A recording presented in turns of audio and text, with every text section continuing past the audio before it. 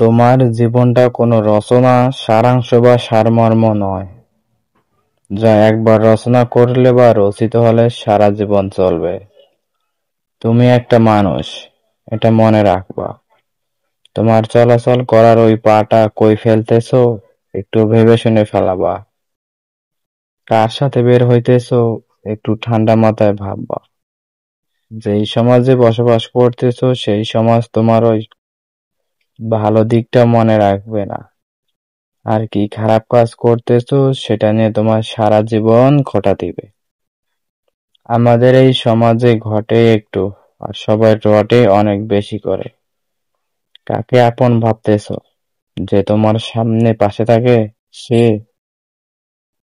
যে তোমার সব সময় পাশে থাকে সে তোমার আপন কখনোই হতে পারে না। বিপদের সময় ওই বন্ধুকে তুমি পাশে পাবে না, তাকে তুমি বিপদের সময় পাশে পাবা, তাকে তুমি শত্রু ভেবে দূরে সরাই দিচ্ছ। তবে একটা কথা মাথায় রাখবা, বিপদের সময় যে তোমার পাশে থাকবে সেই তোমার প্রকৃত বন্ধু বা আপনজন।